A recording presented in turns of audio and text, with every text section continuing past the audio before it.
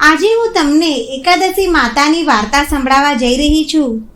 જો તમને આ વાર્તા પસંદ આવે તો એકાદશી માતાની જય અવશ્ય લખો અને હજુ સુધી આ ચેનલને સબસ્ક્રાઇબ ન કર્યું હોય તો સબસ્ક્રાઇબ જરૂર કરો. શાસ્ત્રો અનુસાર એકાદશી તિથિ પર ભગવાન વિષ્ણુનું પૂજન કરવામાં આવે છે. હિન્દુ પંચાંગ અનુસાર 11મી તિથિને એકાદશી અથવા 11સ કહીએ છીએ. દરેક માસમાં 2 એકાદશી આવે છે. પહેલી સુદ એકાદશી અને બીજી વદ એકાદશી. અમાસ પછી આવવાવાળી એકાદશીને શુક્લ પક્ષની એકાદશી કહેવાય છે અને પૂર્ણિમા પછી આવવાવાળી એકાદશીને કૃષ્ણ પક્ષની એકાદશી કહેવામાં આવે છે. માન્યતાઓ અનુસાર એકાદશી વ્રત રાખવાથી પિતૃઓને સ્વર્ગીય પ્રાપ્તિ થાય છે, મોક્ષ મળે છે. પૌરાણિક ગ્રંથો અનુસાર 11સના દિવસે ભગવાન વિષ્ણુને પૂજવાનું વિશેષ મહત્વ છે. આ દિવસે એકાદશી માતાની કથા સાંભળવાનો મહિમા છે. આ દિવસે ભગવાન શ્રી વિષ્ણુના શરીરથી વિભાજિત થઈને દિવ્ય શક્તિમાં રૂપાંતર થઈને એકાદશી દેવીના રૂપમાં જન્મ લીધો હતો. માટે આ દિવસને વિશેષ મહત્વ આપવામાં આવ્યું છે. જ્યારે ધર્મરાજ યુધિષ્ઠિરે ભગવાન શ્રી કૃષ્ણને એકાદશી વિશે પૂછ્યું તો તેમણે કહ્યું કે હે ધર્મરાજ, હું તને એકાદશીની એક કહાની સંભળાવું છું. આ કથા ધ્યાનપૂર્વક સાંભળ.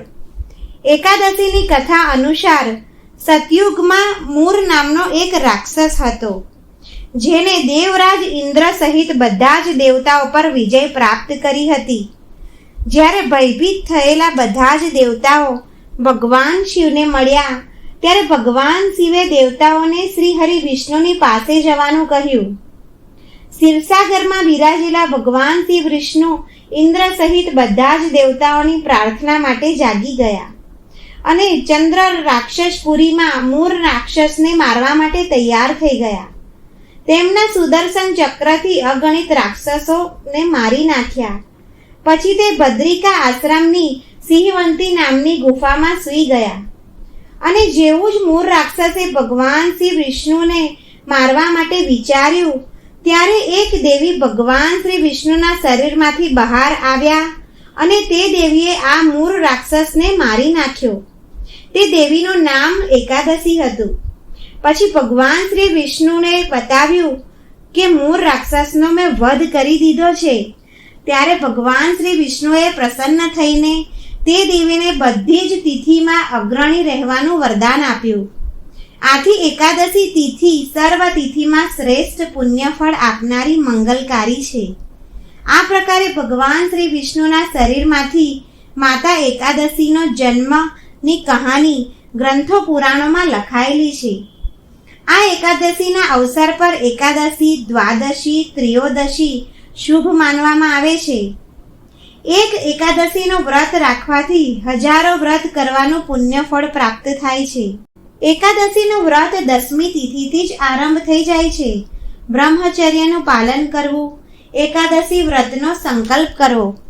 એકાદશીના દિવસે સવારે સ્વચ્છ થઈને એકાદશીની પૂજા આરંભ કરવી જોઈએ. પછી માતા એકાદશી અને ભગવાન શ્રી વિષ્ણુની પૂજા કરવી જોઈએ. એકાદશી માતા અને ભગવાન વિષ્ણુને પ્રસન્ન કરવા માટે વિશેષ ભોગ અને પ્રસાદ ચડાવાય છે. ભગવાન વિષ્ણુને પંચામૃતથી સ્નાન કરાવી સ્વચ્છ કરી સુંદર શૃંગાર કરવો જોઈએ. શ્રી વિષ્ણુજીને તુલસી પત્ર ખૂબ જ પ્રિય હોવાથી તુલસી પત્ર અવશ્ય ચડાવો. ભગવાન વિષ્ણુનું કમળના ફૂલોથી પૂજન કરો.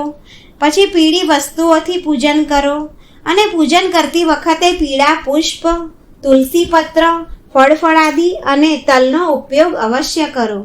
પછી એકાદશી માતાની આરતી અને મંત્રનો જાપ અવશ્ય કરો. હરે કૃષ્ણ કૃષ્ણ કૃષ્ણ હરે હરે, હરે રામ રામ રામ હરે હરે. 11સના દિવસે બ્રાહ્મણો, ગરીબો અથવા જરૂરિયાતમંદ લોકોને દાન દક્ષિણા અવશ્ય આપો. એકાદશીની કથા અવશ્ય સાંભળો. ભગવાન વિષ્ણુની મંગળા આરતીના દર્શન અવશ્ય કરવા જોઈએ. ભગવાન વિષ્ણુ તથા કાન્હાની સ્તુતિ અવશ્ય કરો અને પછી દ્વાદશીના દિવસે આવી જ રીતે પૂજન કરી દાન દક્ષિણા આપી પારણા અવશ્ય કરો.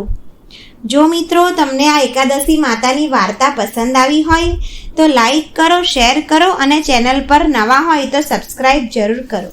જય શ્રી કૃષ્ણ.